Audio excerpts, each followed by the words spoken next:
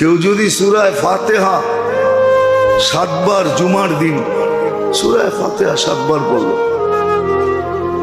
কুল হুয়াল্লাহ 7 বার, ফালাক 7 বার, নাস 7 বার, তো তার পিছনের গুনাহ মাফ। একটা কিতাবই আছে মুকাফফিরাতুদ দুনুব, মুকাফফিরাতুদ দুনুব, পিছনের গুনাহ কি কামলে মাফ হয়। একটা কিতাবই আছে যে কোন কোন কাজে পিছনের গুনাহ মাফ হয়ে যায়।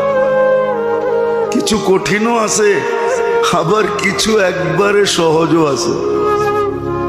একবারে সহজ দেখাই, কষ্টদায়ক একটা সুইও যদি রাস্তার থেকে সরায় দিল তো পিছনের গুনাহ মাফ। সহজ আছে, সহজও করছে।